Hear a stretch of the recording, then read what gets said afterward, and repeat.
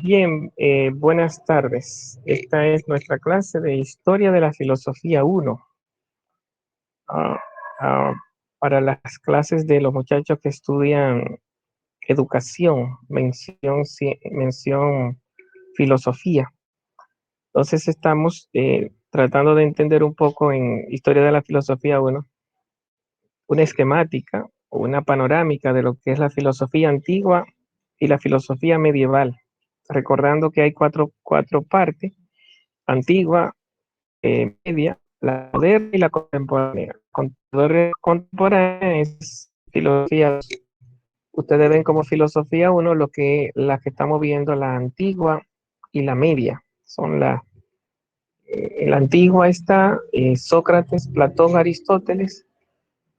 En la media está San Agustín, Santo Tomás de Aquino como los mayores exponentes dentro de la filosofía cristiana.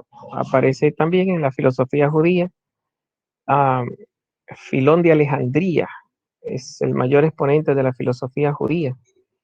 Y en la filosofía musulmana, que le hizo guerra a la filosofía cristiana, aparecen dos grandes filósofos situados en España. Uno se llama Avicena, el otro se llama Averroes, por mencionar los más conflictivos y mayores exponentes de estas líneas llamada el teocentrismo.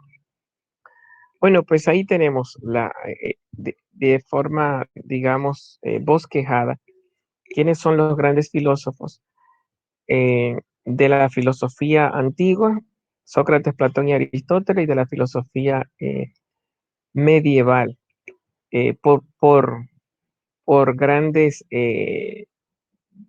corrientes religiosas: el cristianismo, San Agustín y Santo Tomás; el islamismo, eh, Averroes y Avicena; y el judaísmo, eh, fundada por Moisés y la Tanakh, la Biblia judía. Jesucristo era judío, recuerden. Los judíos no aceptaron el cristianismo y por eso no se le llaman cristianos, sino judíos. Es el pueblo de Israel con el que Dios hizo historia en el Antiguo Testamento. Jesucristo era judío y conoció y vivió entre las sinagogas y el pueblo judío. Y tiene su Biblia, que es el Antiguo Testamento, fundado por, según ellos, Moisés y Elías, le llaman las escrituras. Y su Biblia es la Tanakh, la Torá, 5 primeros libros de la Biblia. El Neviín, serían los profetas, y el Ketubín, los otros escritos. Sería Moisés, los profetas y otros escritos. De ahí la palabra Tanakh. Entonces después, con el cristianismo, se le suma el Nuevo Testamento, que todos fueron escritos. Todo el Nuevo Testamento fue escrito en griego. Aunque Jesucristo hablaba arameo, hay algunos temas arameos, pero todos los evangelios, los 27 libros del Nuevo Testamento fueron escritos en el griego koiné. Koiné es el griego común de la gente, que hablaba la gente.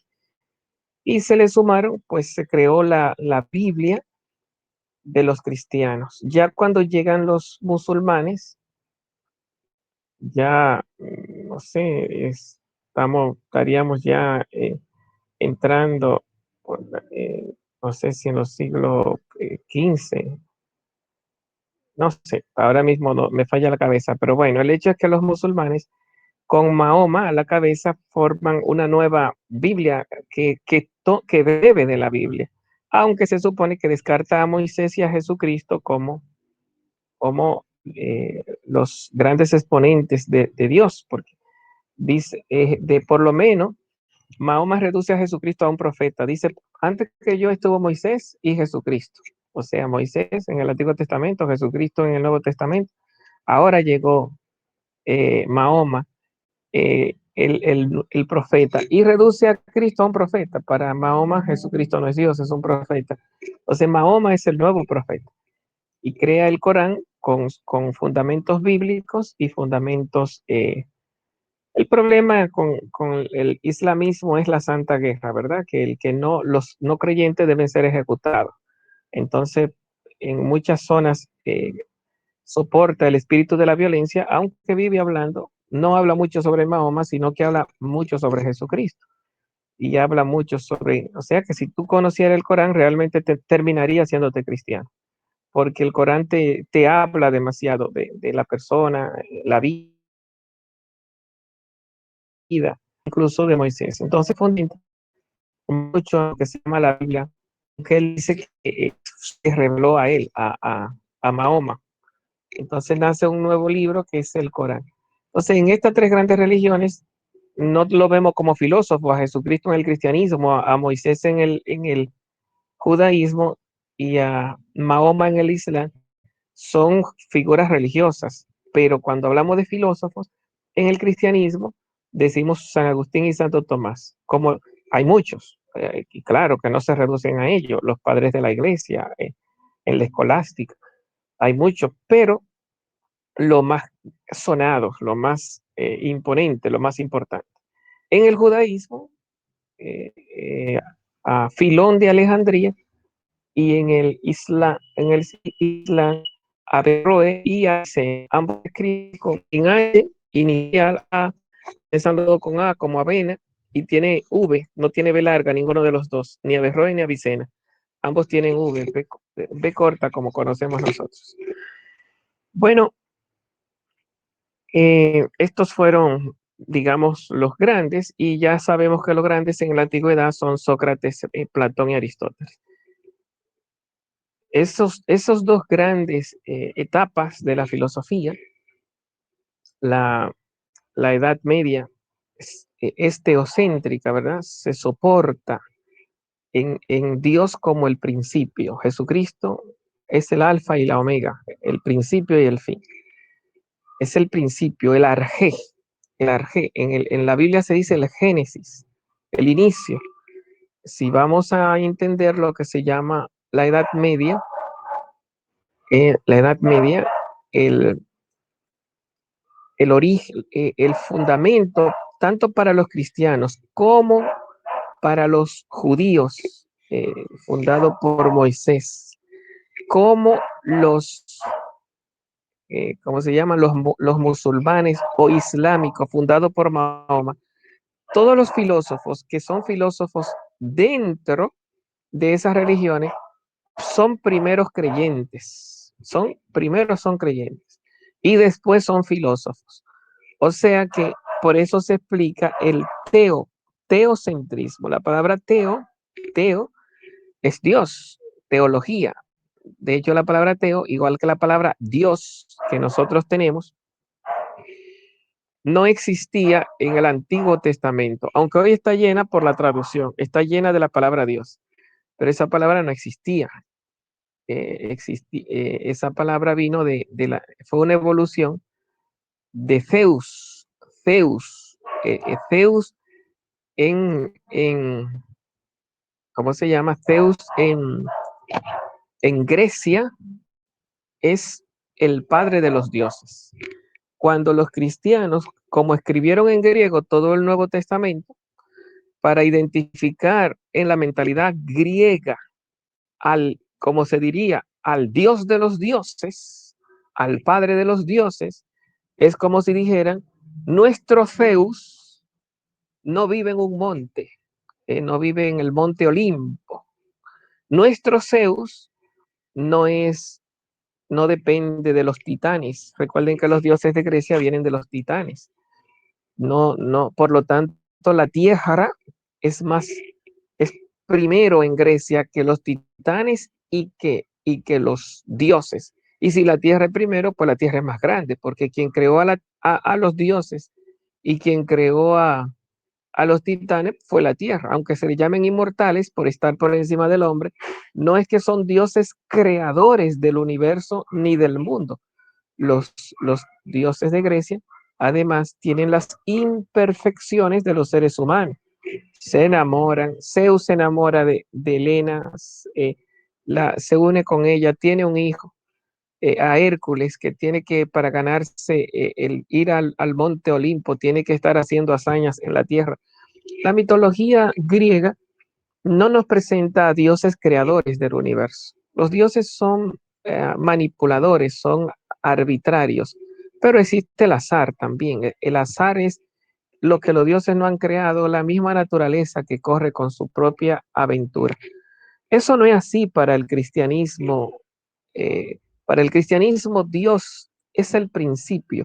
En la Edad Media, Dios es el origen, es el primero y el fin donde todo termina. Por lo tanto, el arjé o el Génesis, visto en el Antiguo Testamento, el arjé, nada sin Dios, nada fuera de Dios. Así, con esas palabras, irá San Pablo cuando entre a Atenas, la capital de Grecia.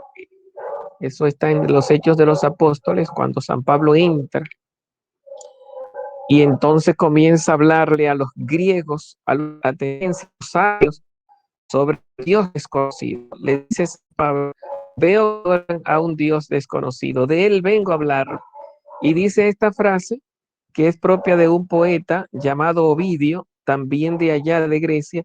En él vivimos, nos movemos y existimos. Esa frase, queriendo decir, también San Pablo dice, creó todo y nada se hizo sin él. O sea que San Pablo comenzó a venderle a un Dios que estaba por encima de los dioses, por encima de Zeus, que era el Dios de la justicia, el Dios del rayo, el Dios de la lluvia. Zeus era Dios de muchas cosas, ¿verdad? Era el que disparaba rayos, el Dios de la lluvia, el Dios de la justicia. Pero el Dios de los dioses, que no está en un monte, sino que está en todas partes, que en él vivimos, nos movemos y existimos, que conoce nuestros pensamientos y dirige toda la creación y crea todo, es un Dios inmenso, Dios de dioses, Señor de señores. Y los Antiguo Testamento, los seguidores de Dios, le tenían un nombre que Adonai, que significa el Señor, queriendo decir el Señor de señores. No mencionaban el nombre de Dios, que cuando Moisés le pregunta el nombre a Dios, Dios dice, yo soy el que soy. De ahí nacieron 4 letras, del yo, del soy, del quién y del soy. Yo soy quien soy. Nacieron 4 iniciales, que de esas iniciales, junto con vocales, tuvo 2 tradiciones. No han llegado 2 nombres. Un nombre que es Yahvé, que lo maneja la Iglesia Católica, y un nombre que es Jehová, que lo maneja la Iglesia Evangélica. Del santo tetragrama, del nombre yo soy el que soy, que Dios le da a Moisés. Dice, este es mi nombre, dice Dios. Este es mi nombre para siempre, yo soy. Entonces ese yo soy el que soy, que es el significado de Jehová o de Yahvé, eh, es manejado es el que conocemos en la Biblia, y la palabra Dios que conocemos en la Biblia es el manejo que le dieron los cristianos a la palabrita Zeus, el nuevo Zeus, el Zeus del cristianismo, así como la palabra Cristo. O sea, Jesucristo nunca fue llamado Cristo, ni Jesucristo, Cristo no era Cristo en, ¿cómo se llama? En su pueblo, cuando Jesucristo estaba vivo, nadie le dijo Cristo, porque la palabra Cristo viene de crisma, que es un aceite que utilizaban los griegos para ungir a los corredores, a los atletas.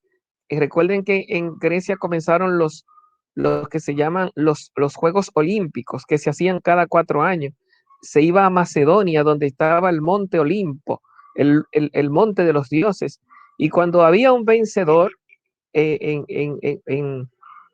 venía con las medallas de las grandes competencias, había ganado con las grandes competencias, cuando volvía a su polis, a su tierra, a Creta, a Lesbo, a, a Éfeso, a Corintos, eh, qué sé yo, al mismo Atenas, a Esparta, cuando volvían a su tierra, los recibían como si fueran dioses. Todo el pueblo iba a recibir a sus grandes jugadores. ¿Por qué? Porque había puesto en alto lo que era la polis y le levantaban estatuas, como si fueran pequeños dioses. Recuerden ahí que cuando Platón compró un campo, el campo se llamaba Academos, De ahí viene la palabra academia que nosotros tenemos, porque se le llamó a la escuela de Platón academia. ¿Por qué? Porque había uno de estos grandes competidores llamado Academo y que le habían puesto el nombre de Academo a a un campo, y como Platón compró ese campo, entonces de ahí viene el nombre de academia, de uno de estos grandes hombres que marcaron la mentalidad y el orgullo de los griegos en Atenas. Lo mismo pasa con la palabra liceo que nosotros tenemos. Si vamos al liceo, que es otro nombre que viene de Apolo Lucio. Apolo Lucio, eso ya es Aristóteles que cuando construye su escuela, aunque da las clases alrededor del patio, se le llama los peripatéticos, se le va a llamar a los seguidores de Aristóteles. Sin embargo, crea su escuela en un terreno que era dedicado a Apolo, el dios Apolo, dios de la línea, de lo correcto. Entonces Apolo Lucio, de ahí viene la palabra de Lucio, viene la palabra liceo. Bueno, entonces esta gente, pues, lógicamente, veneraban, no utilizamos la palabra adoraba, pero grandiosaban a hombres que hacen grandes hazañas. Cuando los cristianos entran en escena, eh, hay una, ¿cómo se llama? Eh, bueno, se me olvida ahora mismo donde se le puso el nombre de cristiano a los seguidores de Jesús. En principio se le llamaban como los nazarenos, los seguidores del Nazareno, así le llamaban en su tierra, pero cuando salen huyendo, entonces van aquí a esta otra tierra que no recuerdo el nombre, dentro de Grecia.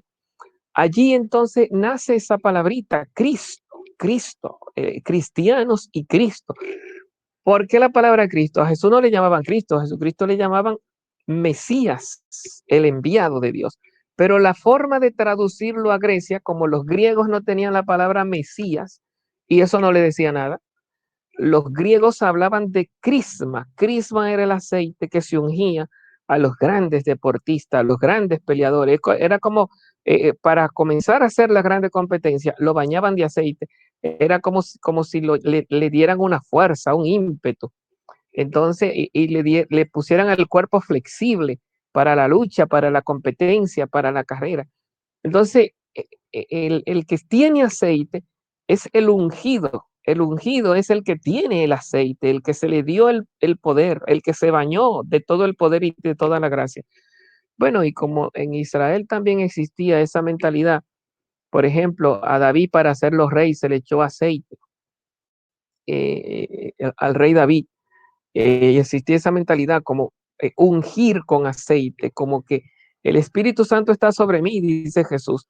Él me ha ungido, me echó aceite y me dio el poder. Él me ha ungido. Este es mi hijo, dice Dios. Bueno, pues es una forma de decir, como decimos nosotros en los muñequitos, ya tengo el poder. Ya ese es el que viene en nombre de Dios. Entonces los cristianos aprovecharon la palabra crisma para hablar de Mesías. No dicen en griego el Mesías, sino el Cristo, el ungido, el que tiene el aceite de Dios, el que viene con todo el poder de Dios. Entonces a Jesús no le llamaron Cristo, pero aquí tengo esa ciudad que le estoy buscando en la mente y no la encuentro, que está en los Hechos de los Apóstoles, que se funda una de las primeras iglesias donde San Pablo va con Bernabé y lo mandan por primera vez a San Pablo a predicar. Bueno, en ese lugar donde llamaron cristianos a los cristianos, allí la palabra Cristo es una palabrita para Jesús, crisma, el ungido. Bueno, entonces, ¿qué estamos diciendo? Que la palabra Dios y la palabra Cristo no existían, ya existen en la Biblia, pero no existían en el Antiguo Testamento. Se utilizaba la palabra Adonai y para hablar de Yahvé o de Jehová, tampoco se decía Yahvé o Jehová, sino porque se tenía miedo mencionar el nombre de Dios. Cuando tú te encontrabas con uno de esos nombres, pues tú decías Adonai. Y la confusión de las vocales en una de la confusión de las vocales con las cuatro letras o el santo tetragrama de yo soy quien soy, da uno de los nombres, Yahvé o Jehová. Me parece que el otro viene de los llamados masoretas en la Biblia, cuando los judíos le ponen vocales porque el texto propio de los en el que se escribe la palabra del hebreo, en el que se escribe la palabra de Dios del Antiguo Testamento antes del griego, no tenía vocales. Cuando los judíos masoretas, que son intelectuales, le ponen vocales, de ahí viene otro de los nombres, Yahvé o Jehová. No tengo claridad de cuál es cuál, pero hay dos traducciones. Entonces, al final, los evangélicos se han quedado con Jehová y los católicos con Yahvé, pero al final la raíz es la misma, ¿no? Yo soy el que soy. Que no lo mencionaban los judíos. Entonces la palabra Dios viene de la palabra Zeus, que recuerden que Zeus, tú tienes que pegar la lengua de los dientes para mencionar la Z. De ahí que la palabra, la D también, D y la T y la D y la Z son palabras lavidentales, creo que se le llama. La lengua se pega de los dientes. La T de teo, teología. La D de Dios. Deus, hablaba en latín para hablar de Dios. Dei Deus, Dios. Viene de te, viene de ce, Zeus. Es una evolución. Tanto Dios como Teo, teología como Deus, son una evolución de Zeus. De Zeus. Entonces hoy tenemos la palabra de Dios, pero al final es nuestro Zeus, nuestro Dios, el Señor de señores, el Dios de dioses. ¿Qué estaba diciendo al principio? Que estos pensadores, los de la Edad Media, no eran cosmocéntricos, eran teocéntricos. No creían que el origen fuera el cosmos, la tierra. Los griegos sí, pero ya hablamos de los musulmanes, de los cristianos, de los judíos, en la Edad Media, esta gente primero creían en Dios y después eran filósofos. Lo primero es la fe, lo segundo es la razón. Entonces hay dos métodos para llegar a las grandes verdades de sentido de vida del ser humano.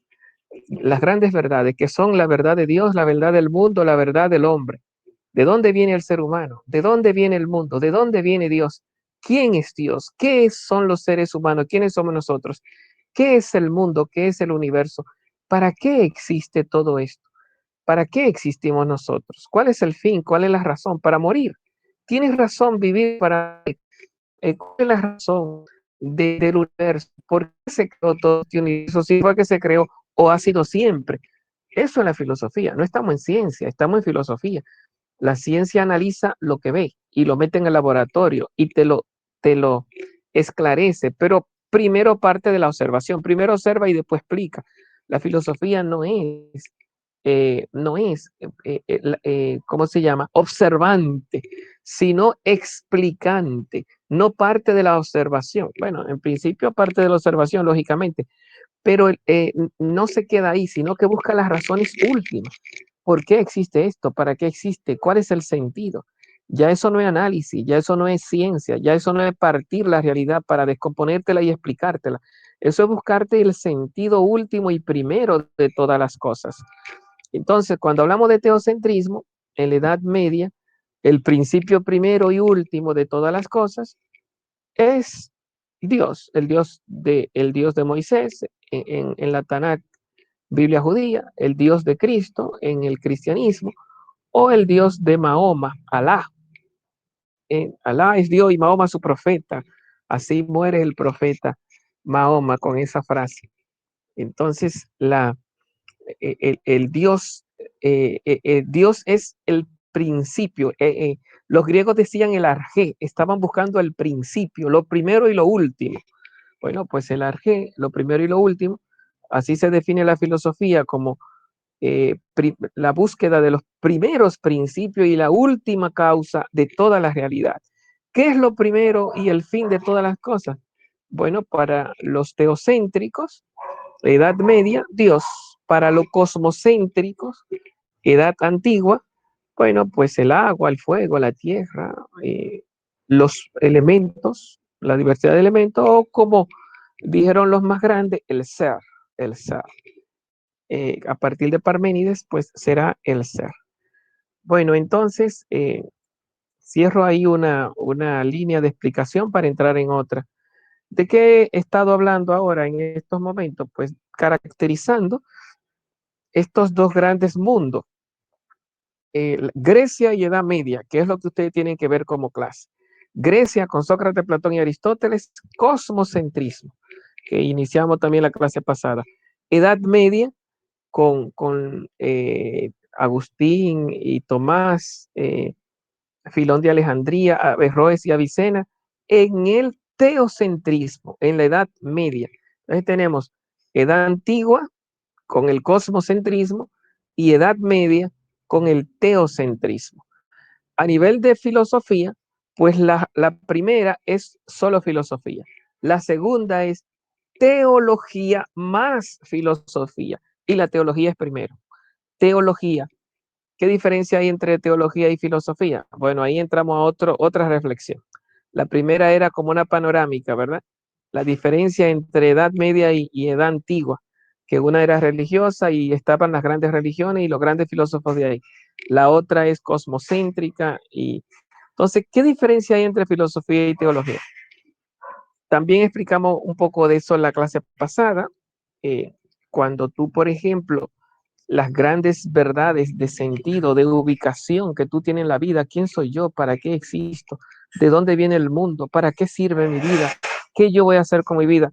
Cuando los grandes fundamentos que explican la vida que tú eres, te lo han dicho los cristianos, o te lo han dicho los judíos, o te lo ha dicho el Islam, diciéndote que tú eres una criatura de Dios, que tú existes porque Dios te creó y que cuando tú te mueras, habrá un juicio porque hay un Dios que te está esperando para juzgarte de acuerdo a cómo tú te comportaste en esta vida, para ganar el cielo o ir al infierno o pagar por un tiempo más en lo que la Iglesia Católica llama purgatorio, o llámese como le llaman la religión pagana, almas andantes que no van ni al cielo ni al infierno, almas perdidas, vagantes, bueno, pues serán forma de purgatorio.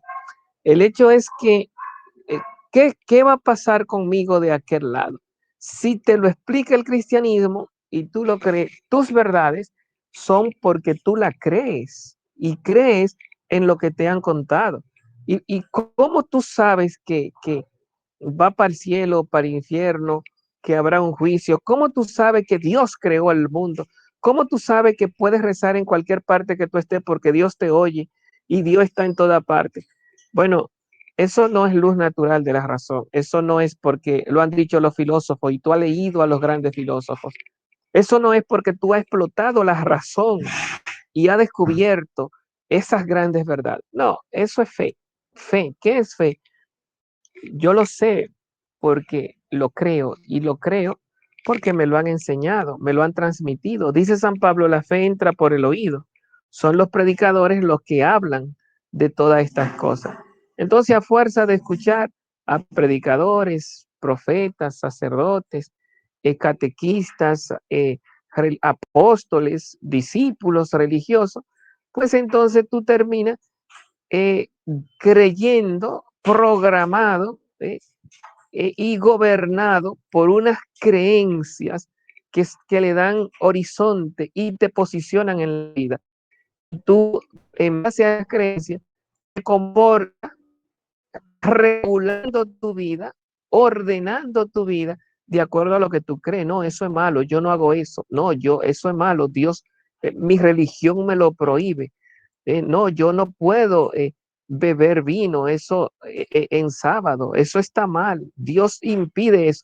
Bueno, entonces tú te manejas de acuerdo a no a cosas que filosóficamente tú has esclarecido, tú has entendido la luz natural de la razón, sino como hacían los en la Edad Media, la base es la transmisión de esa doctrina que San Pablo le llamó lo que es recibido y lo que es transmitido, que la iglesia le llama el depósito de la fe. En latín le dicen el depositum fide. El depositum fide, cuando yo vengo con el depositum fide, lo tengo que creer y vivo de acuerdo a eso, bueno, pues mi vida es una vida teocéntrica, teocéntrica. O sea, yo me rijo por la fe que me transmitieron mis padres, por la fe que me enseñó la iglesia. Por eso tú ves que yo eh, me impido matar, robar, porque mi fe me dice no mates, no robes. Por eso tú ves que yo me sacrifico en amar a los demás, porque Dios dice, mi fe me dice hay que amar para salvar la vida, ese es el sentido de la vida, etcétera. Ahora bien, eso tú lo sabes, esos contenidos, no porque lo ha visto, sino porque te lo ha enseñado los hijos de la fe. Ahora bien, los evangelizadores. Pero cuando tú ya no crees porque te lo han enseñado, sino porque lo has visto. Como le dijeron a la mujer samaritana, de que ya no creemos por lo que tú nos has dicho, sino que nosotros mismos lo hemos visto. Cuando la mujer samaritana va al pueblo y dice, he encontrado un hombre que me ha dicho todo lo que yo he vivido en la vida y vengan a verlo, ¿no será este el Mesías? Que el Mesías esperado de Dios. Y cuando el pueblo viene y se topa con Jesús, dice, ya no creemos por lo que tú nos has dicho, sino porque nosotros lo hemos visto.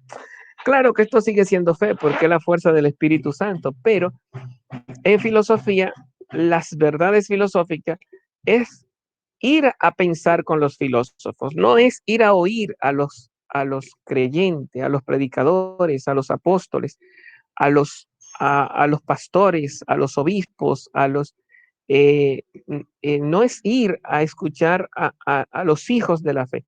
El filósofo estudia filosofía, es ir donde Sócrates, Platón, Aristóteles, Descartes, Kant, y comenzar uno a combatir, tratando de entender para qué sirve mi vida, quién soy yo, por qué existo, de dónde viene el mundo, de dónde viene el universo, a la luz de lo que han pensado todos estos problemas y los aportes que han dejado y las discusiones que se han armado y las conclusiones a las que se han llegado.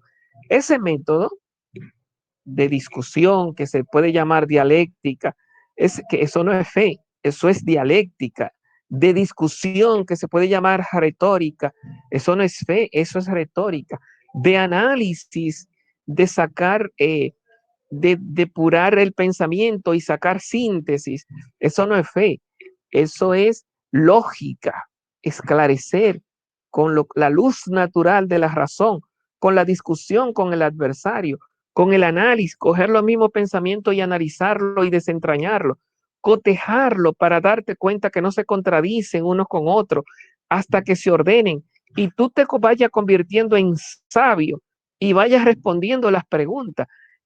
Martín, el mundo, ¿de dónde viene? Bueno, según Aristóteles, hay una base que se llama la materia y la materia ni se crea ni se destruye, por lo tanto es eterna. El principio es cosmocéntrico, sino que se transforma y al final todo se reduce a la materia.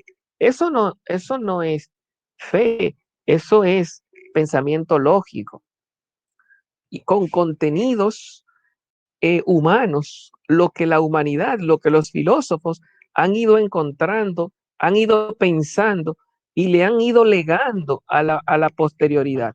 Cuando yo pienso desde la filosofía, el sentido de mi vida, el sentido de la vida, entonces, con la luz natural de la razón, pues el método no es la fe, sino que el método puede llamarle lógica, dialéctica, retórica, pero es la discusión, es el análisis, es la iluminación con el pensamiento, la dislucidación de la realidad, con la fuerza de pensarla y entenderla. Entonces ahí tenemos que el método de la razón, de la filosofía es la razón, luz natural de la razón, como dijeron los medievales, pero el método de la teología es luz sobrenatural de la razón. La luz natural es tu propio entendimiento, discutiendo, analizando, pensando, utilizando sus recursos, analizando, estudiando, viendo lo que han dicho los filósofos. Cuando eres tú que estás pensando, tú estás filosofando. No hablo de ciencia, hablo de filosofía, con temas de sentido último, buscando los últimos principios y las últimas causas. Cuando tú estás pensando, buscando las razones últimas de todas las cosas, y eres tú quien lo está escudriñando y explotándote en la cabeza con análisis, con síntesis, con lógica, con dialéctica, con retórica, discutiendo con los sabios, entendiendo lo que han dicho los grandes pensadores. Ahí tú no estás en teología, tú estás en filosofía. El método es la razón. Luz natural de la razón. Ahora bien, cuando el método no es tu propia luz mental, lo que tú entiendes discutiendo con los sabios, tu propia luz natural de tu propia razón, sino que el método que tú tienes es la ayuda del Espíritu Santo, porque necesita la ayuda para creer en Dios, que tú vas a resucitar entre los muertos, que Jesucristo te perdona los pecados, que Dios es misericordioso y da la vida por ti, que Dios se hizo hombre. Esas cosas la filosofía no la puede alcanzar. El filósofo no puede demostrar que Dios se hace hombre. No puede demostrar que Dios da la vida por nosotros y es misericordioso hasta romperse para rescatarlo. Eso la filosofía no lo puede demostrar. Que tú al final de los tiempos va a ser juzgado. Eso la filosofía no lo puede demostrar. Entonces, esas cosas no llegan por la luz natural de la razón. Se acompaña la luz natural de la razón, dicen los medievales, completa ayuda, pero la verdadera fuente de esos conocimientos, dicen, es la revelación. ¿Qué significa revelación? Viene de arriba. Es Dios quien dijo eso. Eso es palabra de Dios. Dios se revela, quita el velo. Revelarse aquí significa quita el velo, la cortina que separa a Dios de la humanidad. Dios sale al encuentro del hombre. Dios se revela, se desvela, sale del misterio y dice al hombre lo que el hombre necesita escuchar para salvarse. Bueno, entonces ya eso, cuando tú tienes la ayuda del Espíritu Santo y crees lo que Dios dice como palabra de Dios, porque así te lo enseñaron los predicadores, la Biblia, los cristianos, los creyentes, y tú regulas tu vida, tus grandes creencias, no porque tú has explotado tu mente leyendo a los filósofos, sino porque has creído y has sido asistida por el Espíritu Santo, pues eso no es filosofía, eso es teología.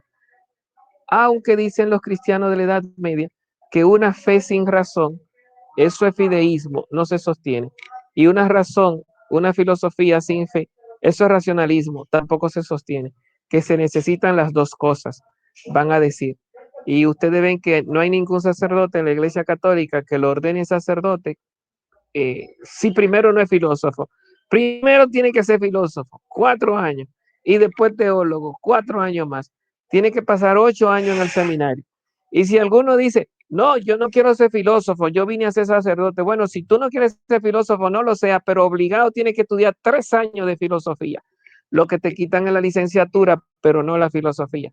O sea que al final tiene que hacer 3 años de filosofía y 4 de teología para ser sacerdote, porque los grandes cristianos de la Edad Media enseñaron que no se podía ser cristiano si uno no era filósofo y teólogo, las dos cosas, por lo menos San Agustín de Hipona.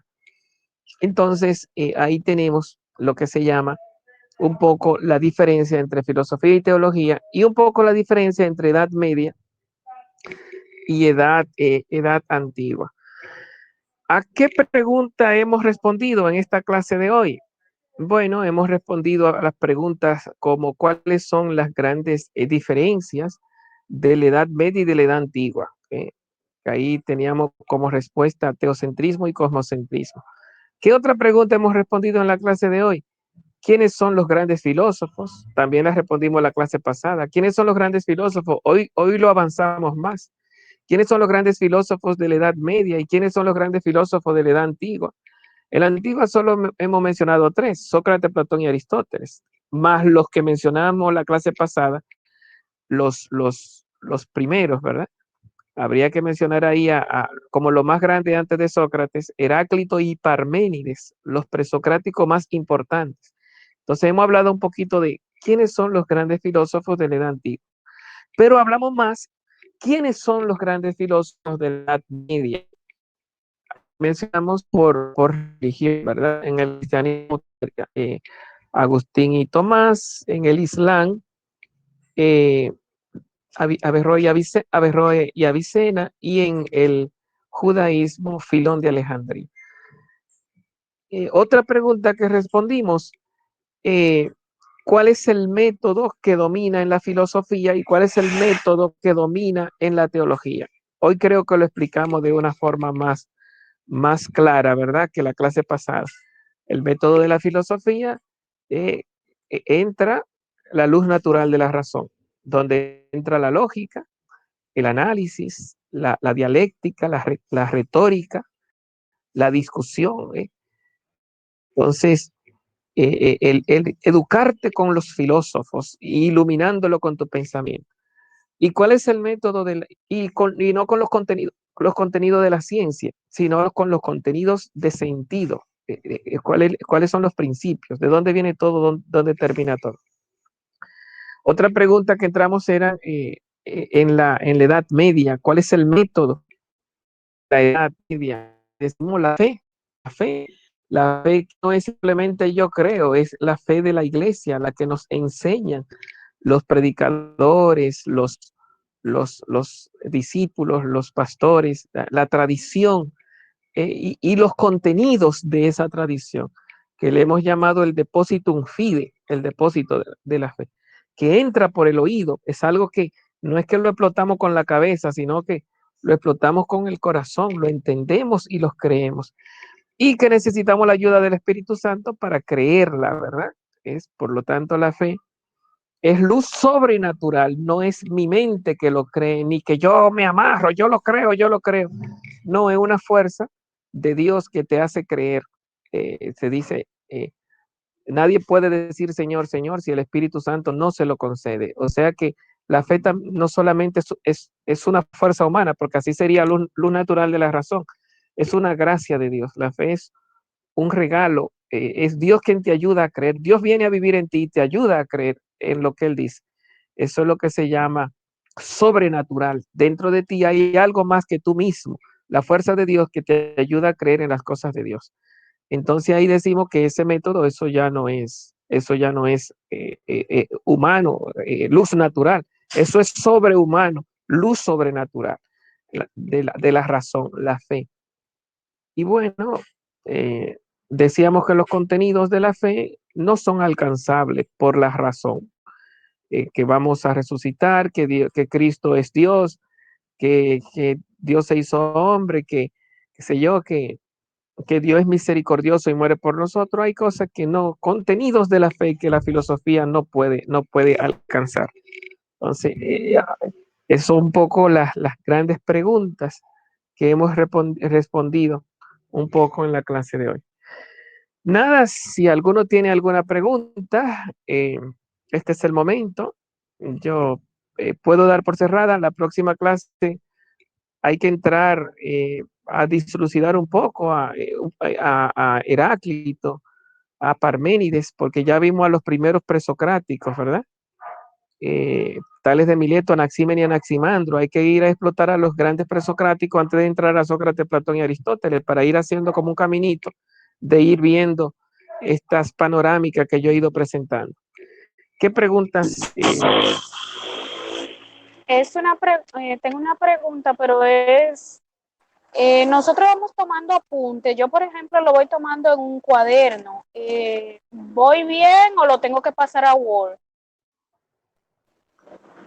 Bueno, al, al final, al final yo recibo, como tú me lo presentes. Si lo escribe, si me lo manda a la foto del cuaderno, pues lógicamente, tiene que ser sumamente legible, porque el problema mío no es cómo me lo manda, sino que yo lo pueda leer.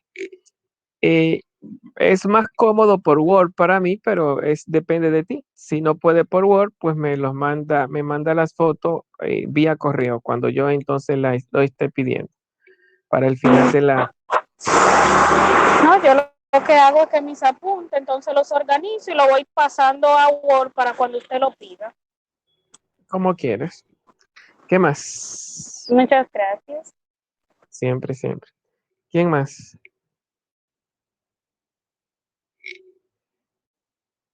Bueno, pues si no hay nada más, pues Gracias por participar, como dicen los muchachos. Nos vemos si Dios lo permite entonces. Todos dijeron presente los que están acá, ¿verdad? Sí, sí, todos dijimos presente. La compañera que entró último se lo anotó. Doctor, disculpe una pregunta. ¿Cuántas videoconferencias se han hecho?